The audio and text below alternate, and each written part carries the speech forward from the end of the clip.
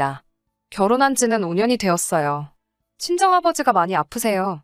제가 결혼하기 전부터 몸이 안 좋으셨고 병원에 입원하고 퇴원하고를 반복하셨어요. 그래도 친정오빠가 아직도 결혼을 하지 않은 데다가 고연봉 직업을 가지고 있고 어머니도 일을 하고 계시는 상황이라 병원비 부분에서는 부담이 크지 않은 편이에요. 저희가 맞벌이 부부이기는 하지만 남편도 수입이 넉넉지 못하고 저도 친정아버지 곁을 지켜드려야 하기 때문에 회사는 다니지 못하는 대신 아르바이트식으로 단지 내에서 학생들 몇 명을 구해 과외를 하는 식으로 돈을 벌고 있습니다. 그래서 제 수입이 많은 편도 아니에요. 딸된 마음으로 병원비 조금이나마 보탬이 되고 싶기는 하지만 많이 해드릴 수 없는 게 늘 마음에 걸립니다. 작년 말쯤부터 상태가 급격하게 악화되셔서 병원에서는 더 이상 병원에 머무시는 게 큰 의미가 없을 수도 있다는 이야기를 들었습니다. 그 사실을 아버지도 담담하게 받아들이시고 있고 그 이후로 매번 가족들에게 미안하다는 말밖에 하지 않으세요. 이 정도 해줬으면 됐다고 저희들 볼 면목이 없고 고생만 시키고 있다며 더 이상 가족들에게 짐덩어리가 되고 싶지 않다고만 하세요. 그래도 저희 가족들 돌아가면서 아버지 곁을 지키고 있어요. 저희들 욕심일 수도 있기는 하지만 그래도 할 수 있는 데까지 해보기로 우리 가족들 전부 마음을 먹었거든요. 시댁은 이런 우리 집 상황을 썩 마음에 들어하지는 않아요. 결혼 전부터도 사실 아버지 아프신 것 가지고도 이런저런 이야기가 많이 나왔었어요. 식을 올린 후에는 저는 이제 결혼을 했으니까 남편을 더 챙겨야 한다고 하시며 병원에 들락날락하는 걸 못마땅하게 생각하셨고 아버지 챙겨드리는 걸 마음의 짐이라고 표현하시며 그런 상황에 처해 있으니 저와 남편 사이에 애가 안 생기는 거라고 하시며 눈치 아닌 눈치를 주셨습니다. 구정을 앞두고 있던 얼마 전이었어요. 병원 쪽에서 연락이 왔습니다. 이제 더는 손 쓸 도리가 없다면서 저희 가족들에게 이제 정말로 마음의 준비를 해야겠다는 연락을 받았습니다. 이제 언제 떠나셔도 병원 쪽에서는 더 이상 할 수 있는 게 없다는 말에 하늘이 무너지는 것 같았습니다. 임종하시는 순간이라도 지켜드리고자 저희 친정가족들 모두 스케줄을 비우고 일주일 내내 같이 병원에 있기로 했어요.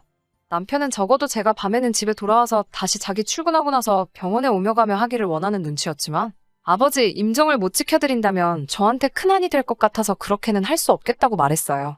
그런데 기적 같게도 거동도 똑바로 하지 못하시던 아버지가 기운을 차리셨어요.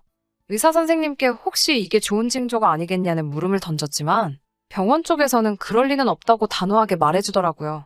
마음은 아팠지만 병원 쪽에서도 저희에게 쓸데없는 기대를 하게 만드는 것보다 현실을 알려주는 걸 택한 거라 원망스럽지는 않았습니다. 그래도 몰라보게 상태가 좋아지신 아버지 덕분에 저희도 한시름 덜게 되었습니다. 하지만 이 기쁜 상황이 오히려 남편과의 불화를 만들게 되는 일이었다는 걸 그때는 몰랐어요.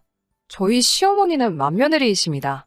아직도 큰 집에 가서 제사 준비를 해야 하고 저도 결혼하고부터는 시어머니 따라서 많이 도와드리게 되었어요. 시어머니께서 작년 말쯤에 계단에서 발을 헛디디시면서 팔과 어깨를 크게 다치셨어요. 아직 불편하다고는 하시는데 많이 나아진 상태이고요. 뼈 붓는 동안 병원에 입원을 하셨는데 마침 시어머니가 입원하신 병원이 저희 아버지가 계신 병원과 같은 병원이었습니다.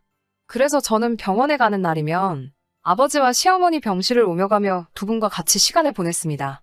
시어머니 곁을 지켜드리는데도 아프신 저희 아버지보다는 제가 병원에서 시간을 보내느라 자기 아들이 밥을 굶지는 않을지 애밥은 먹이고 온 거냐며 걱정을 하시는 모습에 조금 실망을 했어요. 아무튼 아버지의 상태가 악화되니 저도 하고 있는 과외 스케줄을 조정할 수밖에 없었습니다. 오히려 시가족들보다 이웃들이 저를 더 챙겨주는 느낌이 들었어요.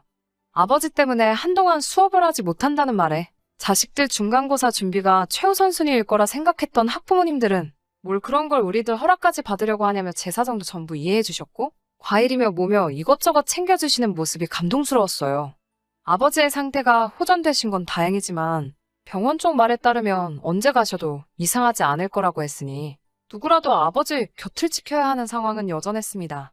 저 같은 경우에는 연휴 때는 과외를 할 필요도 없고 이미 이번 달은 수업도 잡아놓지 않은 상태라 큰 문제가 없었지만 개발자로 일을 하고 있는 오빠는 연휴에도 꼭 회사에 출근을 했어야 했고 이번에 휴가를 미리 당겼었기 때문에 연휴 기간에는 퇴근을 하고 나서야 병원에 올 수가 있는 상황이었어요.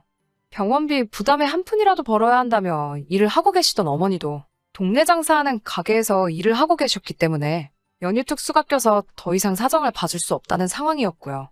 병원비가 아직 많이 남아있었기 때문에 두 사람이 불가피하게 오후까지는 병원에 올 수 없는 상황이었지만 비교적 자유로운 저라도 아침부터 계속 아버지와 같이 있을 수 있던 게 그나마 불행 중 다행이었습니다.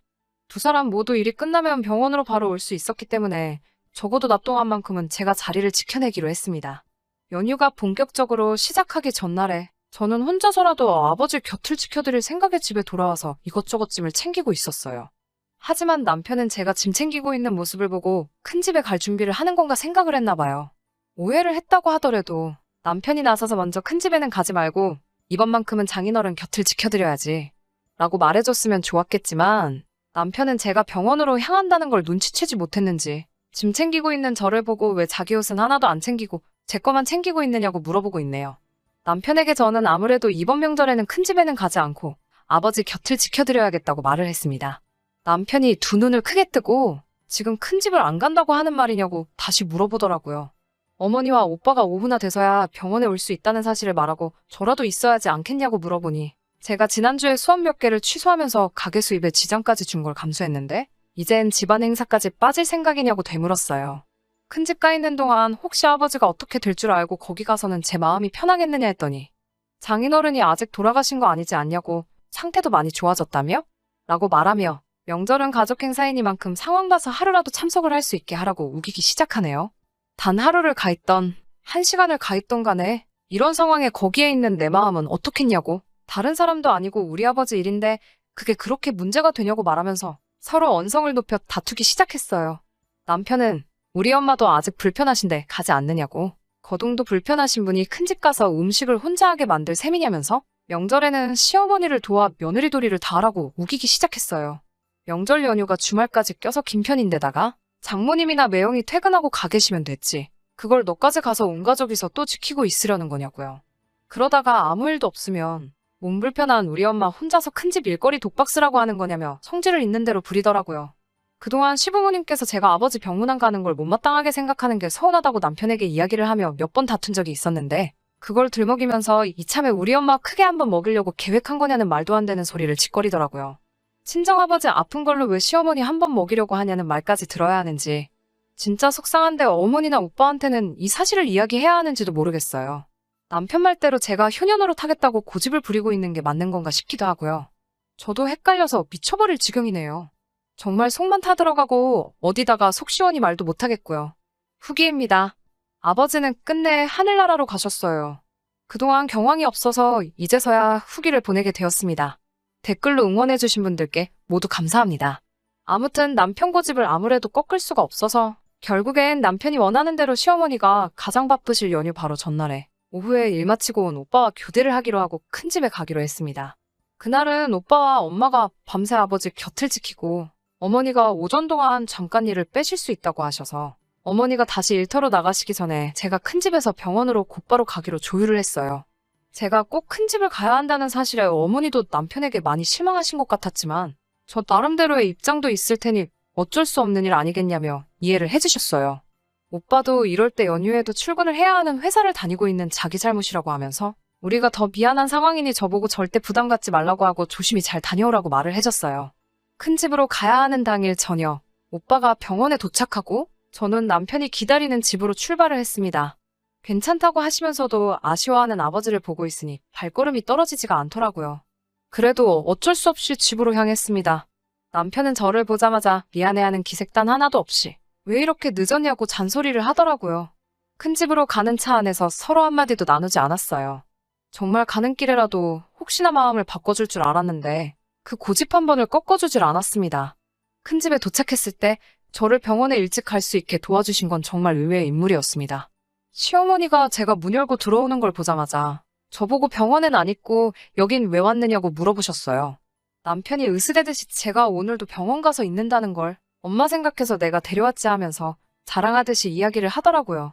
사실 시어머니한테도 정상적인 반응을 기대조차 하지 않았기 때문에 체념하고 있었는데 시어머니는 남편 말이 끝나기가 무섭게 남편의 뺨을 세게 올려치시더라고요.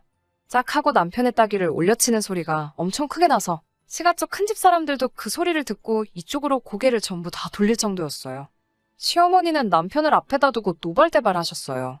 비싼 돈 주고 공부시켜놨는데 그 머리로 생각도 할 줄 모른다면서 개똥도 약에 쓴다는데 네 대가리는 약으로 쓸 개똥보다도 모자라겠다고 화를 내더라고요.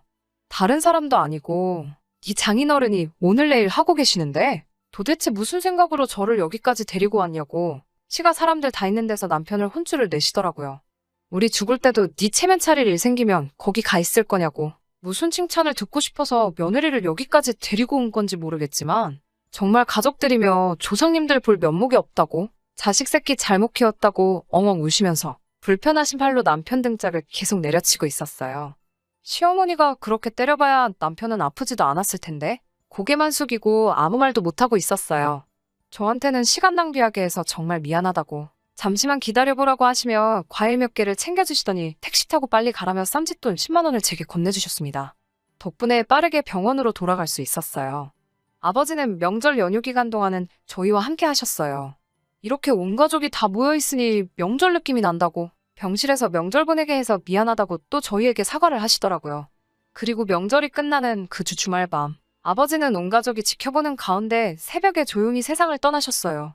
그날부터 조금 시간이 지났는데 저는 아직 친정에 머물고 있습니다. 시어머니는 저에게 전화하셔서는 제 마음이 풀릴 때까지 친정에 있어도 아무 말도 하지 않을 테니 걱정하지 말고 있을 만큼 있으라고 하시더라고요. 그리고 정말 미안하다고 사과를 하셨습니다. 남편은 죽을 죄를 졌다면서 친정까지 찾아와 저희 어머니와 오빠 앞에서 사죄를 했고요. 저는 아직 남편을 볼 마음의 준비가 되지 않아서 그냥 방 안에 계속 숨어 있었습니다. 친정어머니도 이쯤 하면 남편을 용서해줄 때도 되지 않았느냐며, 제가 계속 이러고 있으면 아버지도 자기 때문에 이렇게 된 것 같아 하늘나라에서도 마음 편히 계시지 못할 것 아니냐며 저를 설득하셨지만 저는 아직도 제 마음도 잘 모르겠네요. 다음 주에 있을 시어머니 생신 때는 한번 가보려고 합니다. 아직까진 남편을 다 용서한 것 같지는 않지만 어머니 말씀대로 아버지를 생각하면 제가 앞으로 행복하게 지내고 있는 모습이 진짜 효도가 아닐까 하는 생각을 하면서 오늘은 이만 제 사연을 마치도록 할게요. 후기 기다려주신 분들도, 사연 들으시고 자기 일처럼 같이 화내주신 분들께도 전부 감사의 말씀을 전하겠습니다. 건강도 행복도 챙기시는 한 해 되셨으면 해요. 그럼 이만 글 줄이도록 하겠습니다.